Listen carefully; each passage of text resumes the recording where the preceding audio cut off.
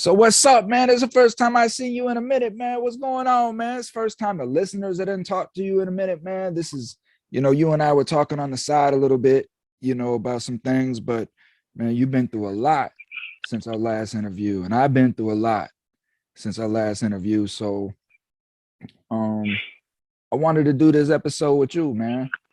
And kind of touch bases and catch up and just fill you in. But before we get started, let me tell you a quick little. So this is my coffee cup, right? So this is Yeah. the theater, right? That I Okay. got the Okay. that I Yeah. got the Yeah. cup from. They gave me a cup. But so when I get the cup, right? Because I've never seen a cup like this before, you know. So when I first got the cup was like jet black, like this here. The whole cup was black, and I couldn't see none of this stuff. I could barely make out this design right here, right? So I'm like, well, man, this cup, it's a nice cup, but it really ain't come out the way, it didn't come out that good. So I put the coffee in there, and then this happened, and I'm like, man, that is cool as hell, man. Okay. Okay. Went off the heat of the And as I coffee drink and the then coffee and it cools down, the black starts okay. to come back and take over. So you thought you knew, but you didn't know. That's exactly right, man. That's the moral to the story is, Yeah. is not everything is as it appears, you know. Yeah. It's like God's plan, man.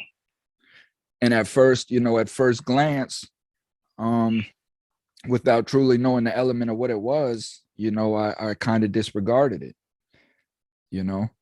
And then now it turns out to be one of my favorite cups, and thank you, Brevo, for the experience. But we're gonna get into that, all of that in this show here. But let's start with you, Mr. Mordecai Miller. For those that do not know, this is Mordecai Miller Of back course on they the wouldn't know, man.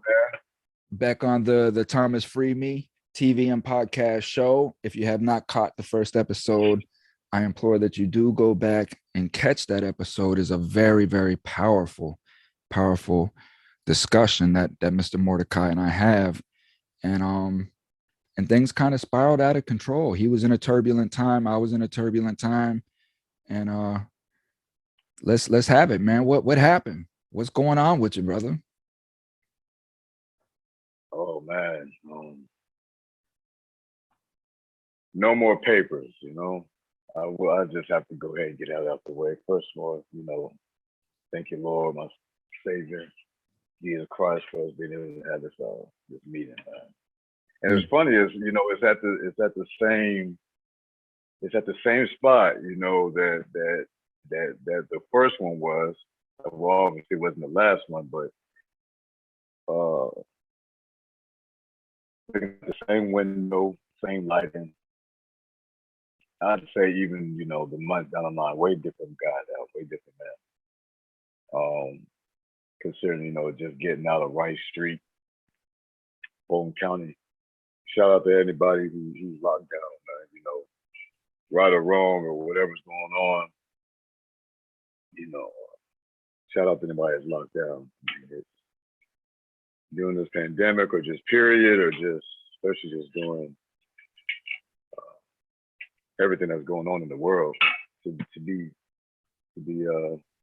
still highly wanted, as a human being, pretty much, to just be able to be stored away. Uh, Crazy. So, I'm always praying for us who are re-entering over and over again or going back in or however, it's all going down for you. Well, But going back to then, we did that interview, and in that discussion, you were describing some of the woes that you were facing day to day, and so what happened, Mordecai? What how did you end up putting or going back to jail cell? being being out down in the Southwest Atlanta area, was doing a security job actually, and then was accused of armed robbery with a comb after asking somebody to leave the premises after being very belligerent to customers, someone that wasn't liked because of being part of the street, but also being homeless in that area, um, but panhandling and basically, not making the area presentable for people to want to come do business. So anyway, that individual leaves, tells the police that I tried to rob him with a comb.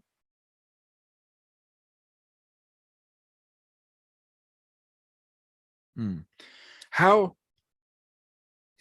how difficult is it for us in these situations where really like yourself, some of the very few jobs that are open to us are jobs that can potentially land us back in jail, security work, just aggressive work, bouncers, bodyguards, things of that nature, where we're kind of used because of our demeanor, our size, things of that nature, um, and portrayed as tough guys or violent guys. And then this occurs, and then what kind of leg do you have to stand on? So how often does this happen to us in the communities where we're forced into these positions to survive, and then what happens, like with you?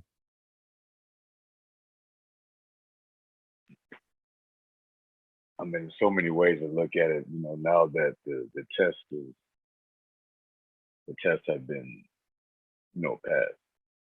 Um, and I say it like that is because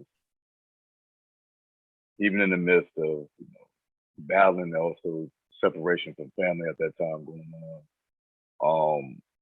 I mean, can't say everybody, but millions of people are struggling as far as even if it's just financially, business wise, employee wise, anything. Going through the same things, just that others were going through, but fighting without relapsing on cocaine, which that's my drug of choice, which I'm always going to be proud of because it could be a whole lot worse.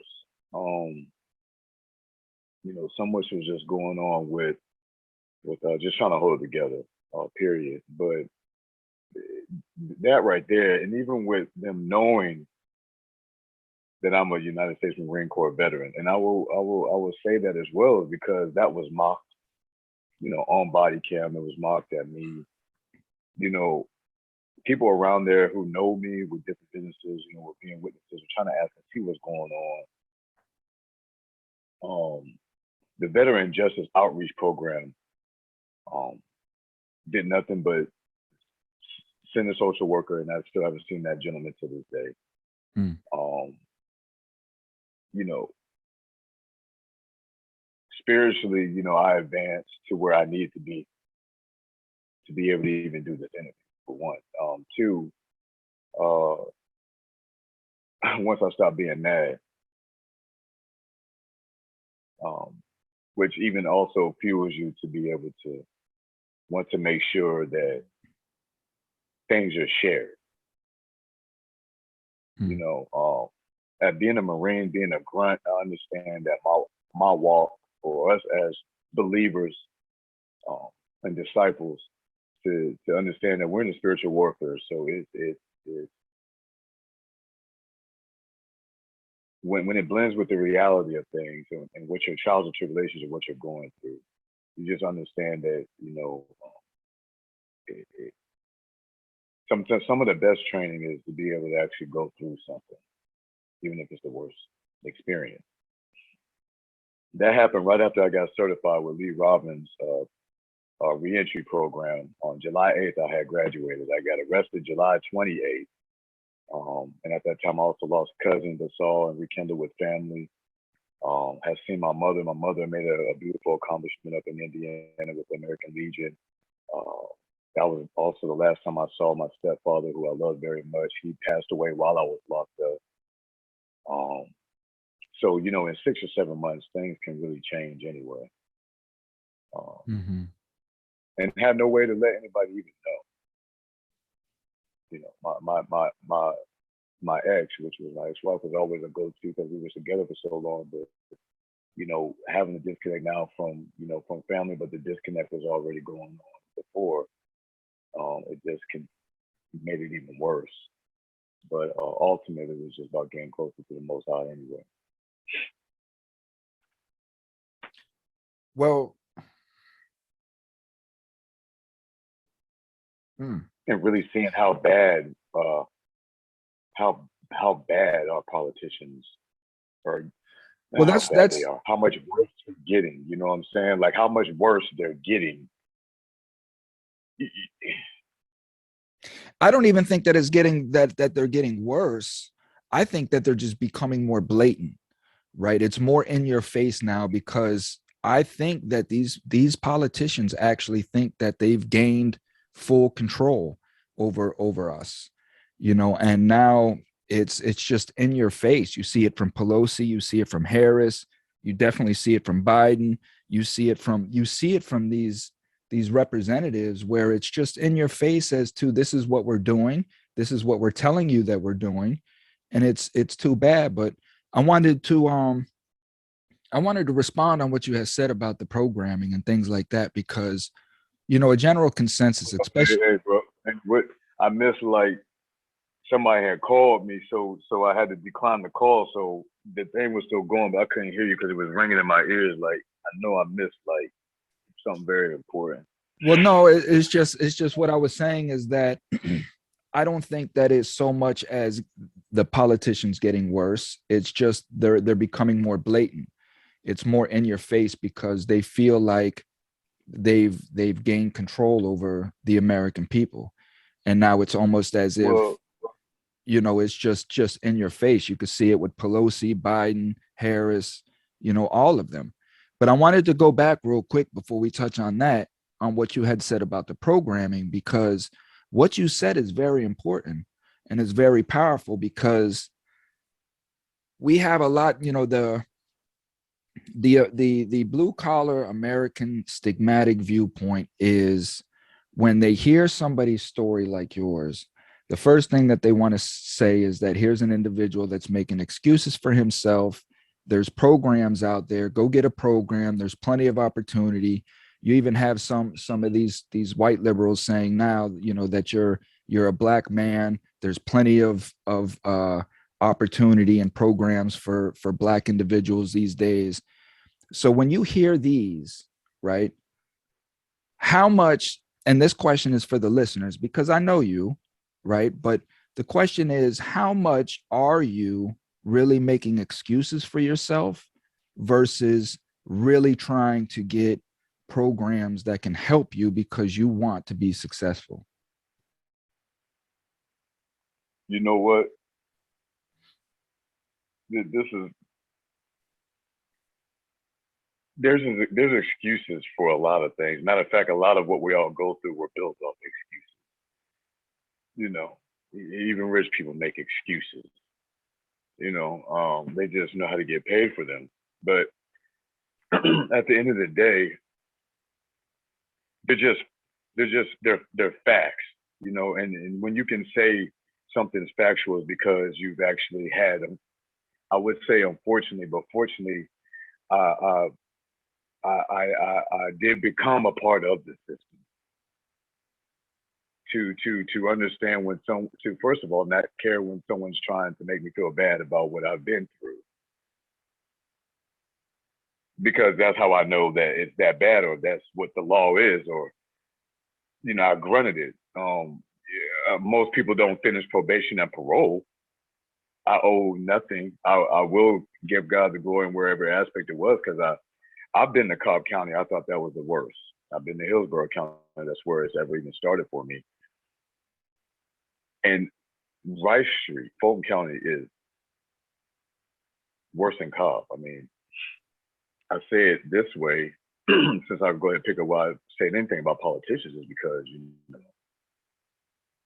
a lot of them don't know what it is like it is on the inside. They don't even know the beast that they've created. They don't know the lies and excuses that they've given us as a people has really has us being treated just as an individual.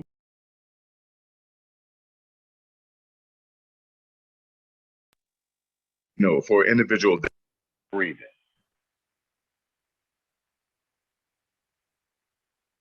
With statute of limitations that keep borders of when someone will be indicted, when, how, and how long.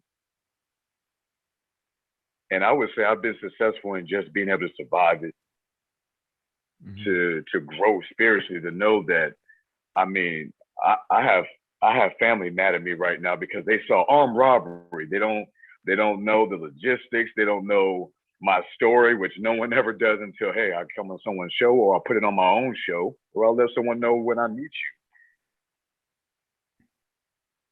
Do you think that's because of your past actions, or just judging you based upon your past and saying, I know that Mordecai did this because he's done it before or whatever? I've never even got charged for an armed robbery.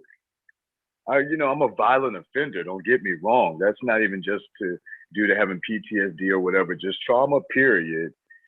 Being an addict for years and still a recovering addict. From serving the country to growing up military to just seeing so many different things, period, in my life. But just knowing who I am, what I'm here to do, I understand ultimately that the adversary doesn't want me to accomplish what I'm here for. And part of what I'm here for, as far as being able to help those in vulnerable situations in all type of ways, because I've been homeless as well. I'm in the midst of transition now. Not being able to see my family, and all of it, yeah, it's systematic, but it's, a lot of it is, but then it's, it's all for the greater good at the end of the day, the whole big picture. It's going to help build the kingdom and save a lot of souls. So this is Mordecai Miller. This is the Thomas FreeMe TV and podcast show. If you haven't caught the prior episode, Mordecai breaks down all his transgressions and stuff from the past, and how he got to this point. Now, with that being said, so you get this charge, and then what happens? You go into the jail, because the last I talked to you, right, like you and I were, because you knew I was going through some things, in the toxic environment that I was with the woman I was at the time. And you also knew that things were getting to the point to where, like, my freedom was being in jeopardy, and at that point, you and I were kind of discussing. You're like, hey man, I got this apartment up here, just come up here for a while, blah blah blah. That's really the last discussion that I had with you, and then you just disappeared off the face of the earth. So you're in jail now for this charge. What happens? So I go to first appearance. They give me a $5,000 good bond, which was already supposedly be low for armed robbery anyway. They say it's supposed to start up around 10. So a good bond, of course, if I had any trustworthy or even had access to even $200 of that, could have maybe 300 would have got me bonded out, but that just wasn't accessible. I mean, so anyway, they give me that bond. I don't go to court again, and I had just finished probation, misdemeanor and felony, but was still due for one more call-in before that happened for August. So technically, you were still on probation for one more month. You had one more call-in, and then you were done. Right. Yeah. Okay. Yeah. And I didn't owe any money, and my supervision fees have been waived. So, and I was still on extended leave of absence from the job because of my health with the low blood pressure. So,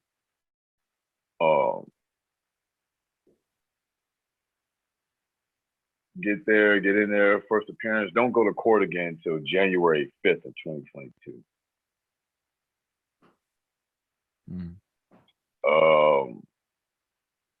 Shit, that's 6 months. Yeah, and that was a bond hearing. So my public defender, which was my second public defender, because my first one I talked to once and never even saw or seen, barely seeing my mental health provider for the VA, which obviously I had already signed a release for them to be able to, my medication for my PTSD, my bipolar. To the VA and all. So what was the purpose? What was the reason for that? They had you in jail for 6 months. With I mean, what could you do? With nothing either, no victim, no harm to anybody, no no comb, definitely. I mean, uh, Mm. so that my bond gets lowered down to 2,500 on that day, on the 5th. And I heard about a nonprofit called the Bell Project, bellproject.org. And if your bond is no more than $5,000, no matter what it is, and they do an intake with you and decide to pay your bond to the actual jail, no bail bonds or nothing like that. You get bonded out. I didn't know Mm. about that until that day. So somebody would bless me to be able to get a three-way. You know how that goes. I call these people on three-way. I leave a voicemail. The other gentleman leaves his information as well, so they can call him back. Because now, I'm budgeting out my calls, and when I can call certain individuals that will really do something for me. And all these people God put in my life, but they weren't my family. You know what I'm Mm. saying? It never did. Definitely wasn't, my ex-wife anymore. Some way that it ended up my this place here that I'm still in. The keys ended up in her hand, which I can't be mad about. But at the end of the day, we weren't in each other's business like that. We gave each other back our keys, and then she was able to have it. But the last people here before they got bought out helped save my place Mm. to a degree. Now, I mean, I'm overlapping going in again, that like it was even before it happened, but they're still assisting and being that, and uh, so it's barely here, but it's here, and uh, that was just by the goodness of God. Because between here and a reentry program, I haven't had to be on the street but one night, but that was a free night, brother. No Mm. probation, man, or nothing. I I don't hear owe these you. girls no money, How long has it been man. since We you come felt that? since the end of '07, because going into the beginning of '08 is when all this craziness started. I'm from Marietta, Georgia, Cobb County. So you have no ties to you whatsoever right now. No, I definitely still gotta go to court though. I don't. My preliminary hearing was changed because I wasn't incarcerated anymore, but I don't owe the nonprofit any money. I check in with the guy once a week, just uh, not that tied to bail or nothing, but they at least gotta know that I went to court, which they put off because I'm free now, and they have up to 4 years to indict me. So they just keep using the pandemic that they put it off. They put it off, but the judge said that next preliminary that she's gonna throw it out. The bond hearing just wasn't for that to happen. But Mm. So this charge is still lingering then. You still have to go face this charge. yeah, I'm not. Yeah, I haven't been convicted of it. I haven't pleaded guilty or any plea on it. I haven't Mm. even gone over what they saw on the body cams. Mm. Mm. You know. And that's why, and I want you to detail it the way that you have, what you've done so beautifully, because I want people to really understand how hard it is to get out of this system, to get away from it. It's like it's like quicksand, man. It's just so hard to get Yeah, yourself up man. out of it because it's constantly trying to suck you back into it.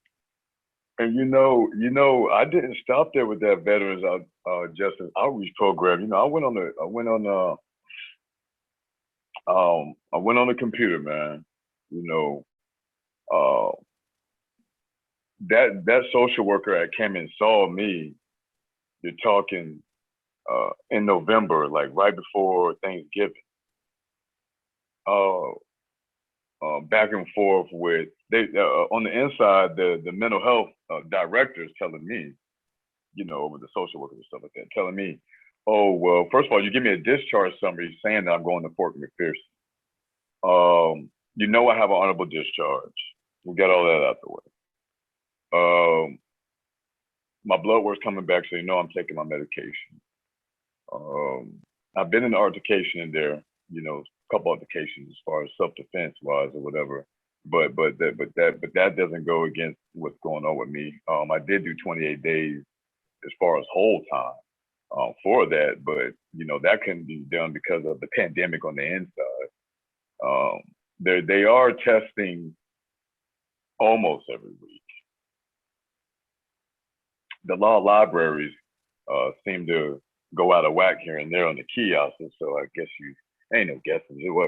So you can't. So the ones who can read don't read. Mm-hmm. There's no books in there, and you're signing up for religious services that you're not going to go to. How, like when you mention these altercations, right? Because we say it like as if it's just common ground. We know that it's just, you're going to go to jail, you're going to get into a fight, you're going to get into an altercation. But like, how do these altercations happen? Why do they happen? You know, why is that just a common thing to know that you're going to get into an altercation when you go into jail? Because it's the home of anger. Mm. Mm.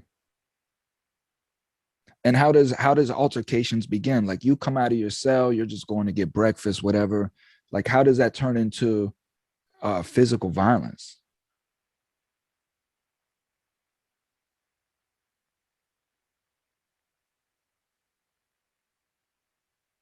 You know, me individually, I know it's not against flesh and blood. You know, I get it, but you know that the enemy has his vessels he taps into, and you know, and so does the Holy Spirit. So, but sometimes in places like that, you know, it's already, it's just this anger and pressure. You know, it's not like it's really being they're not using it to be a place for them to be shown while they're on the inside on how to not be like that. That's any of us, you know, because once you've been locked up, you don't come out the same. Lord willingly, you know, you come out more spiritual if you decide to talk to God a lot more in there. And if that's what it takes, that's fine. But there's nothing to help people manage themselves, you know, better as an individual. You know, you got more killing going on. There's as much killing going on as it's even like it's prison. It's not even it.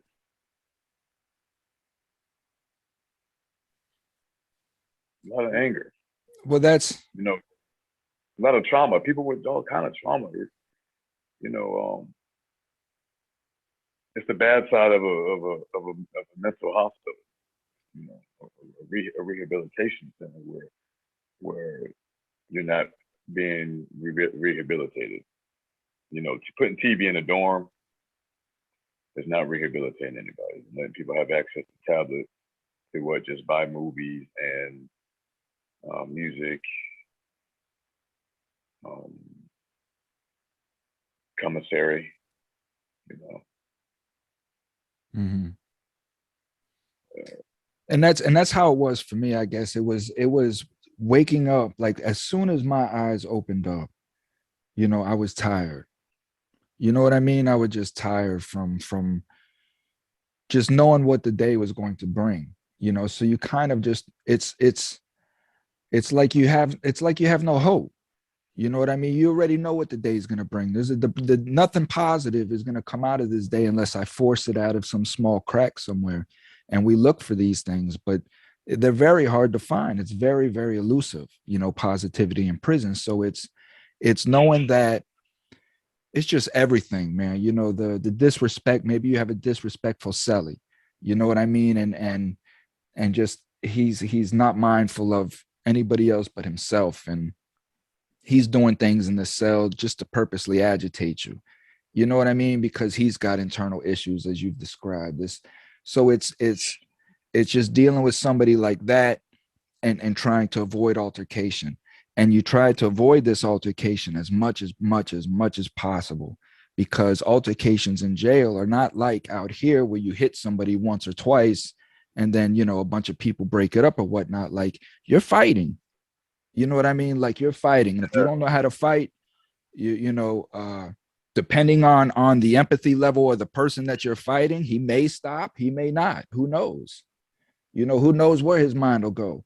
So it's knowing that in the back of your mind that this isn't just some schoolyard fight. Like, this is life or death, you know, and it's every altercation is like that, you know. So You it's don't know who carrying the shank, and and you who don't gonna know pass. anything. You know what I'm saying? You don't know anything. You don't know whether this guy's going to knock you out and rape you. You don't know what his intentions are. You don't know anything. You know what I mean? So you become a machine, essentially. And then, at least with me, starting to understand that after so many altercations, that it actually start feeling good to release that anger in that way, you know. And as far as pedophilia coming into the prison, these were just, at that time, these were just open playgrounds. These were just, hey, here you go have fun with this guy, you know, go release on this guy. And I just started getting deeper and deeper, as you said, into this anger element, because there's nothing positive around you to counterbalance that negativity, that hostile, that anger. It's just And it's building like, and building. and that's where when you, like me, focusing more on my walk with Christ, like really challenging that whole be the light. And it's always going to be that challenge, because being wanting to be a light, or just just just just marked like that as the son of God, or a child of God. There is there's almost like how you want to say it. Nobody wants to see that. Amen, man. Nobody. And then you're like, even on the night, even if you just being who you are. My thing is, this is my regimen. You get me? It's very easy. It's very pretty narrow with me. And this is my first time at Rice Street. I never, but when I'm doing my cycle of time, whatever, however this long is going to be, whatever it's going to be, just walking my journey is happening right now. Then it's okay. I'm in this world right now.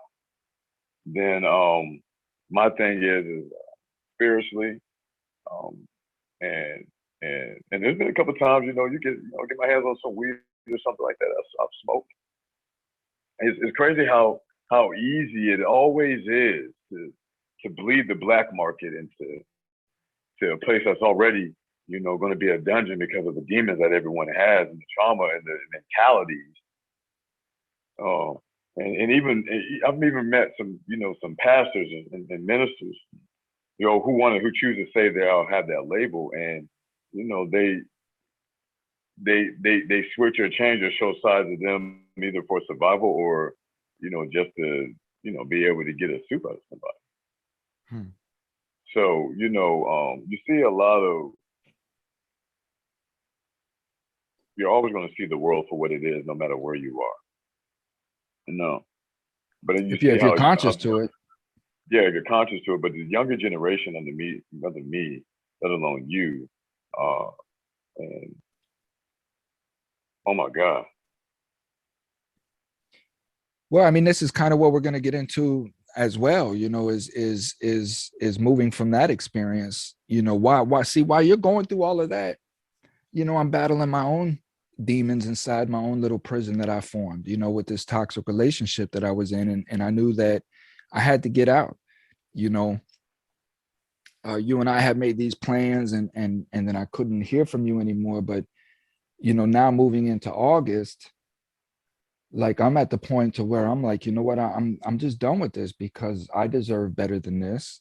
No matter who I am or what I've done, I don't deserve to keep being persecuted. And I think the thing of it was when she told me, that I have not, that I still owed society. that I didn't pay my debts. Just because I go to prison don't mean that I pay my debts to society and things like that. And when that comment came out, it was kind of nerve ending for me, because I knew that I was dealing with somebody that doesn't even try to take what I've gone through into consideration. And I'm viewed, and she's viewing me as stigmatic America views all returning citizens. You know what I mean? And I realized, for a person that hasn't never even experienced an iota of what I've went through, to have a judgment or a say in whether I serve my debt to society or not, I just knew that wasn't a person that I wanted to sleep next to anymore, and yeah. and that was kind of it, and from that point on, a couple of weeks after that, I just left, and every time I try to leave, it was just a drama show. So this particular time, I just threw a couple shirts and a couple pants in my little duffel bag, and I just left, and I never came back. All my stuff is still over there. I had a recent email conversation with her, and she's saying that she boxed my stuff up and is mailing it to me. That just shows the amount of respect that this person had for me as a human being. Any property I had of hers, I just dropped it off there at the house on the porch, and she collected it. But my stuff is, and some of these are valuables that I've carried around as a child, that, as traumatic as my childhood was, these things helped me. Baseball cards, I have a baseball card collection that, as a child, I would just go through these baseball cards in the midst of everything going on in my life as a child. I would organize them, and I would just play with these things. And I carried these cards around with me my whole life, and she just callously puts them in boxes and sends them through the postal service. So it is what it is, partner. Like you say, at this point, you come to where you say that life is a better teacher than me. Life is a better teacher than me, and God isn't sleeping. So, but I left. I had a friend down south who had a place for me for a little while, and I go down there, start getting set up, but then he fell into some things, and then I had to leave the place that I was in, and things got shifty, and then I ended up catching COVID. But man, let me tell you, man, God sends angels in your life when you least expect it, partner. When you least expect it, because the friend's house that I was staying in down south was an elderly gentleman, right? So I couldn't stay in his house. I had nowhere to go. I had absolutely nowhere to go, nothing to do. But I met somebody while I was down there who happened to be in an executive class of a hotel chain, and she put me in a hotel for a week and a half. You know what I mean? At her chain. So I was just in this hotel, and I got over the COVID or whatnot. And some of that's documented on my YouTube or whatnot. And that was it, I healed. I came back home to mom's house. You know what I mean? My mom's elderly, and she's been alone her whole life. So I decided just to come back here and take care of Mom Dukes. She could take care of me a little bit, help me get back on my feet. I could take care of her, because this is where the true love is really at, and where I really feel, cared for. My mom ain't going to judge me in any kind of way, and that's who's always been there for me is my parents, at the end of the day, no matter what. And that's it. So it's I lost a lot. I lost everything in this deal with this woman, because again, the consequences of our actions and the way that this prison industrial system is laid out, I have to put things in other people's names if I want any kind of life above a ghetto life, an impoverished life, because I'm subjected to have to stay in the poor communities because of my felony conviction. So of course, everything was in her name. So everything I've been building on since I came home from prison was again taken from me with the sweep of a hand, and there's nothing I can do about it. But I have my foundation. I have my YouTube, my podcast. Right. You know what I mean? And that's You got what your voice. that I got my voice, you know, and I got my experience, and none of that can be taken from me, you know. Me and you about to take a walk, man. So it's just these experiences, you know, and having faith in myself, knowing what I can accomplish and what I can do. And that led me into, you know, my first theater performance, you know, my first theater performance Right. in a Yeah, yeah. in a theater that's being built by two wonderful individuals, man, two wonderful human beings that I'll discuss a little bit in my joy with them. But this was their first performance for their theater that they've opened up, you know, and they knew that I've never had theatrical experience. You know, they knew that these were my first speaking lines, and these people, man, put their faith in me that I could perform and bring the best that I had, you know, and it was a lifelong experience for me, because this is the first time that I've really been out, that I went out somewhere and put myself in an environment, into an element where nobody knew anything about me. They knew nothing about Thomas FreeMe, nothing at all. And they were just, I was presenting myself for who I was in that moment. They had no idea about my criminal history. They had no idea. They didn't even know that I had no professional experience until I disclosed that. So that was an experience for me. And it was these young, I was the oldest out of everybody by at least almost 10 years. So that was an experience, for me, an eye opener, especially as where our younger generation is kind of at, which I had some of these discussions with you, you know, over this period. Yeah, I know. And then guess what? You know what I mean? Just some great things. Things of the unexpected, or that you weren't ready for. You know, your mug changed. Right. You know, just like the one changes once you put that coffee into it. But it takes heat for it to change. Look at you, man. Boy, that's powerful. That's the heat, man. You know what I'm saying? That's how I took 901 Rice Street. You know what I mean? At least I got fasting going more in my regimen and my walk. You know, different things changing that. Yes, ma'am. But now I'm just outside because I have to get some fresh air. But yeah, man, you know, I get the Shadrach and Meshach and Abednego phases that we go through. Mm-hmm. It's all good. I mean, I miss my son, of course. You know, I've talked to him. I still haven't seen him since pre-kindergarten. Last time around that time, me and you were talking as well. Mm-hmm. I did see my ex. You know, but that's because there was an accident on the 85. Ended up having to go a route that's not too far from where she lived, but she happened to be on the road. I figured that as a good thing, you know, because you know a lot of anger is gone now. Um, there's things I can blame on that, or you know, definitely start blaming myself. Moreover, um, um, I know where it's gonna be, so I don't want to dwell on what it's not. It is right now. Um,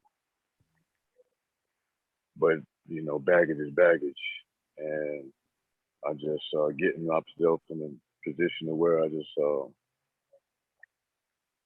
God to just use me, man.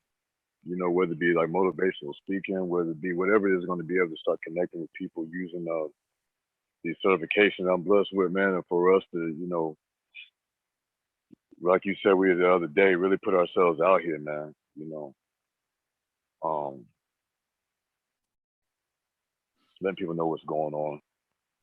You know, And it's hard, man, because it just, I don't know, man. It just seems like every time criminal justice reform starts to get a ball moving in some sense, some global atrocity starts. And of course, criminal justice is the last thing anybody wants to talk about when we have all of these other issues going on. But for us, like, we turn blue in the face because we understand, especially me, I understand the detriment of what's going on with this prison industrial system and how it is killing our school system, how it's killing our communities. Oh, man. And we cannot get the American people to understand and stand behind it because we're labeled as criminals. We're labeled as excuse makers and crybabies and environmental, excuses and just all of these things. And we just But they can't want get to in. make money off us when it comes. But they don't want to make money. Excuse me. But then they want to make money off us when it comes to sober living programs. You know what I'm saying? That you charging like it's Airbnb and hotel rates. You know what I mean? And use the whatever poverty level is around you, in the environment of where people are coming from and battling with anyway. On their week to paying Waffle House jobs, which I know about that just because I'm still even a grill operator at one. Mm-hmm. Just so you can pay weekly fees or whatever. So at the end of the day, if they're not using that as or them standing behind it, which then again they think that gives them a reason to even say, that they're doing something great and good. Right. And they don't even know the full course of the struggle of it. It just makes them look good when it comes for them asking people for money. Right. When it because comes they're to not using all their own money. You know that's what I'm right. saying? That's right. So these grants for it or whatever.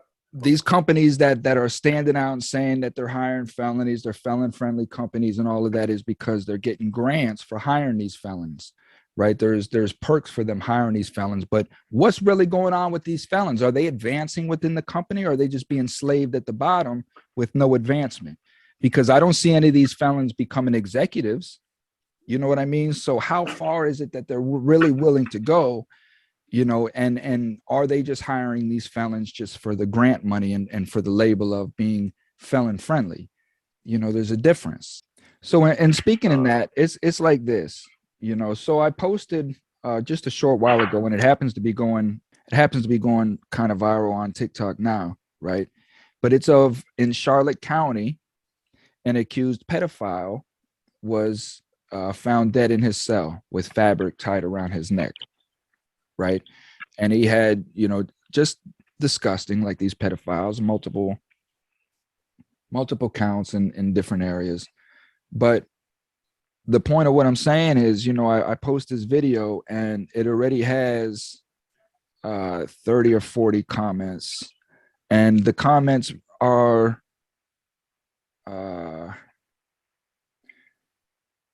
release the man who is responsible for heroic acts. Good should have been killed before even hitting the jail cell. Nothing wrong with that. Good riddance. One says Trump supporter. Another says finally good, some good news I hear. Another one, that's good. We just saved tax money on the trial. Another one says justice served. Another one says, gotta love a happy ending. So, and I understand the sentiments, and my point really isn't so much about the sentiments, but it's more along the lines of what we were just discussing as far as we cheer on these inmates, right? We chant them and we cheer them on when they do an act that we agree with, even though that it's breaking the law. It's okay for us to do that because we're doing something, as they say, jailhouse justice and things that the American citizen agrees with, the disposal of pedophiles, right? Everybody's in agreement with that, and they love the fact that there are individuals that are willing to do that for them. But now the individual that did that, now when he comes home, how is he looked upon in the community? He's looked upon as a violent criminal. We don't want him. Send him back to jail. So it's again, it's the hypocrisy, it's the double standards within all of us. picking and choosing what law is Yeah. okay to break and picking and choosing what law is not okay to break, and then pointing the fingers at the ones who chooses to break a law that we don't agree with. But it's okay for me to go out and break a law that, so it's that all of that has to stop, because this is what is causing the prison industrial system to operate and keep moving. If we welcome these returning citizens back into the community, help them get jobs, help them get established as good community civilians, the prison industrial system will shut down. It took about 4 or 5 supervisors to start having a couple social workers start calling me. Knew a director over there, over the volunteer area over there at the VA, Dr. Cooper. He was also a veteran. Told him about it, put me on some emails. Before you know it, now they want to try to get back straight and then okay. And then I got a Marine brother of mine, gave me a connect to the director of it actually over there at Fort McPherson, who I'll be giving a call with this week. See, I'm gonna fight back the way I can. Because if I at least try, because that's one thing they don't expect us to do after being locked up either, is actually fight back and still use our voice to let you know that there really is just certain things I was not supposed to be putting up with while I was in there. Mm-hmm. Period. Start walking all over me. We're always gonna be fighting though. Even when I stay off the paper. Once again, this is Mordecai Miller. We've been talking with Mordecai Miller. If you haven't caught the past episode, please go back and review that, listen to that. And we've just been discussing life in general of what's transpired since the last episode.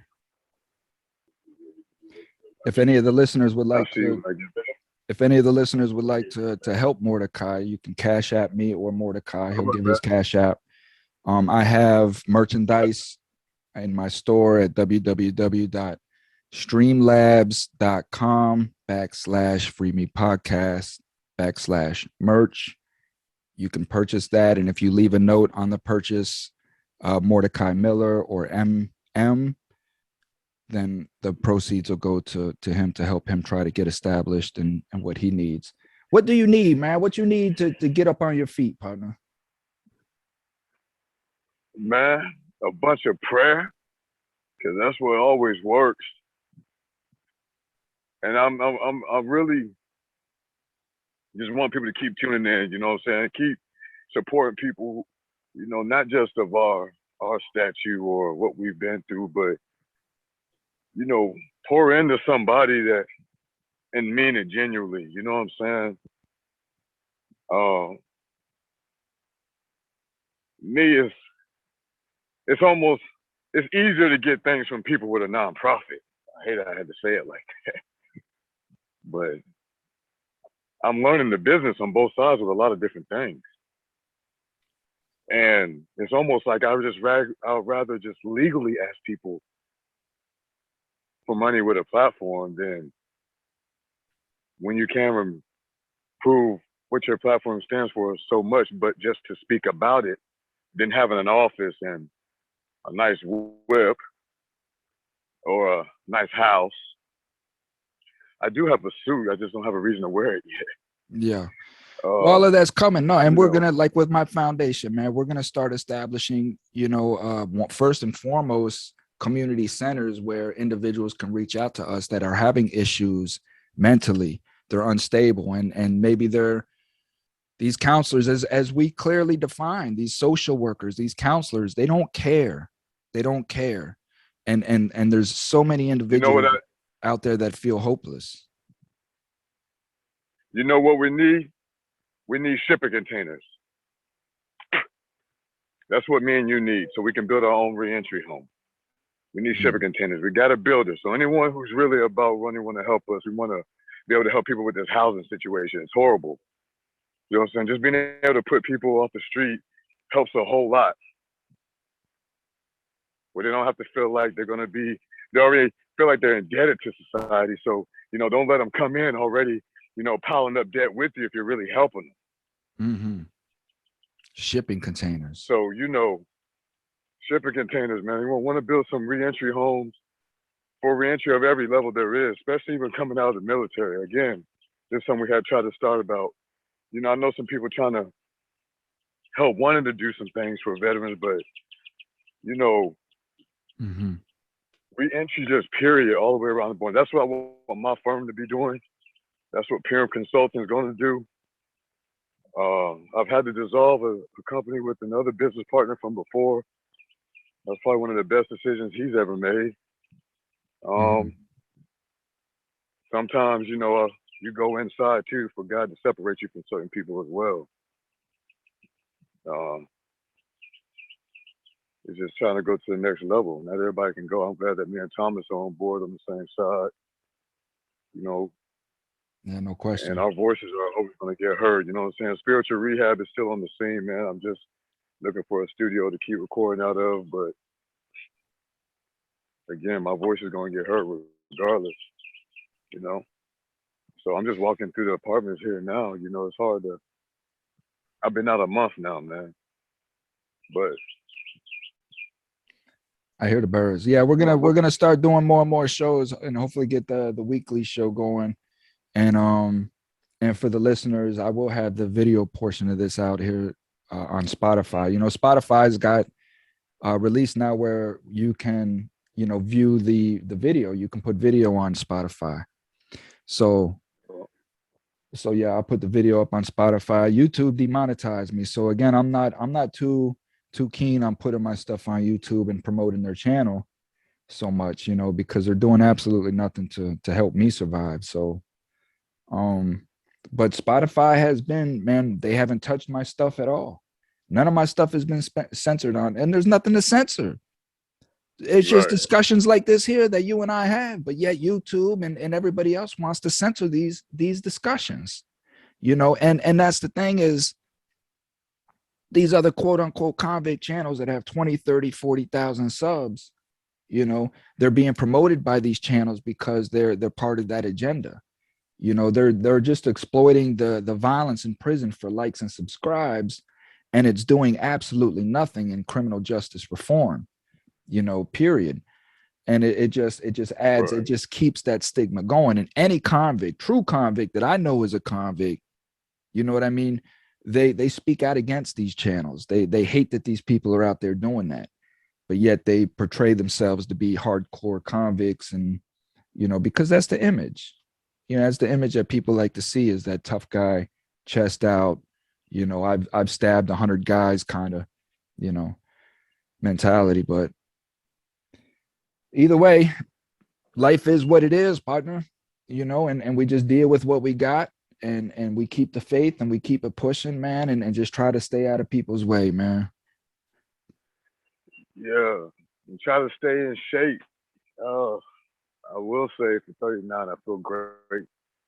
I really do feel more healthy than I am smoking a cigarette, though. But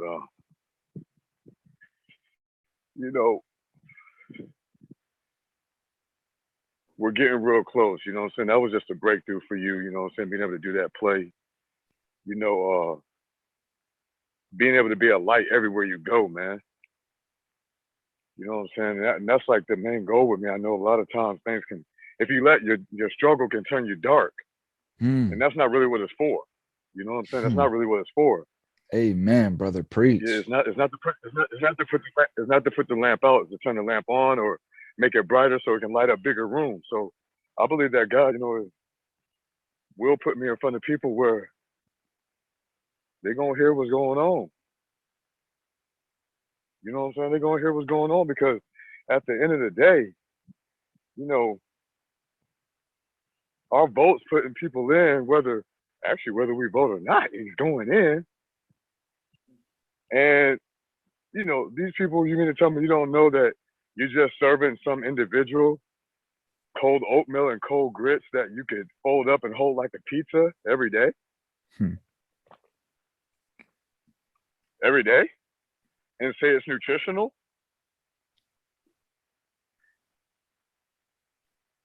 Really?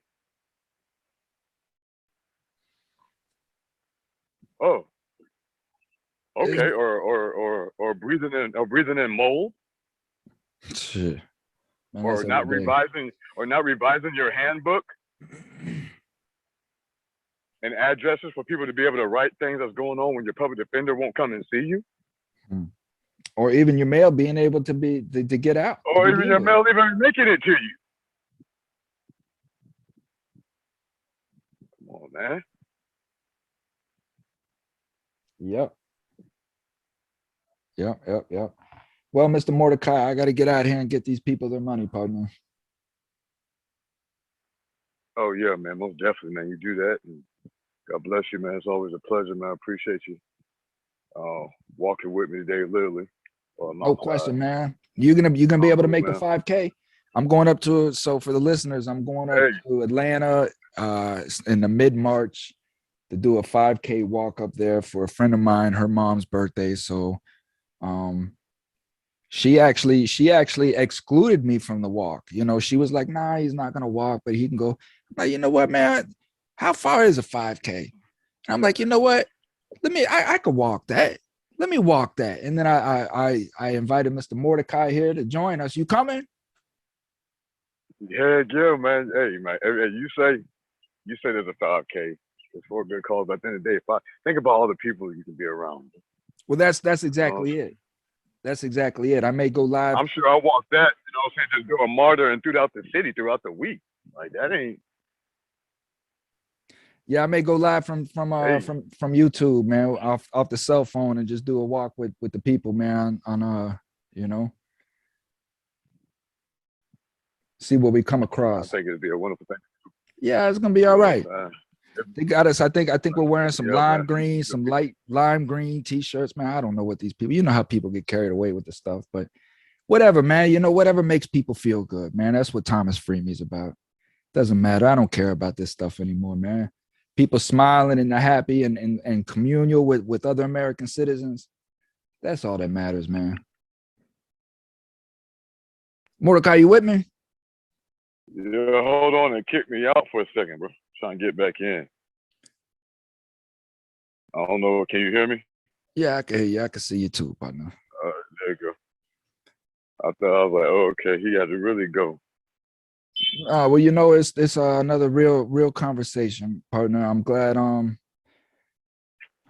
things are working out for you, and we got things coming, man. We got things coming. Again, it's just the awareness for my listeners. Please make sure that you subscribe to my YouTube, my TikTok, all of these. Show your support, your love, and make sure that you share. Tell people about FreeMe Podcast and help me. Tell them what, partner? I was just saying, tell them, man. Tell the people, man. Tell the people, because I'm bringing individuals like Mordecai and so many others that are out here really trying to bring awareness to the communities and do good things. And they need awareness. They need help, because people like us, we don't get awareness our way, because we preach positivity and good. We bring facts and truth. And this is what this cancer culture is all about. But man, be easy, man. Don't let nobody pull you off your square, Mordecai. Oh, man, no, man. But let me just tell you, man, if y'all hit me up and you get a hold of my brother Thomas right there, to get a hold of me, or 770-374-3050. I'm very resourceful. In a good way, I'm very resourceful, when it comes to anything reentry or just trying to help anyone in any area that I've actually lived in, not just with it being Atlanta, but this is where I reside. So God bless y'all. Y'all keep me in your prayers. Much love to you, bro. And we're just going to take things up to a whole nother level.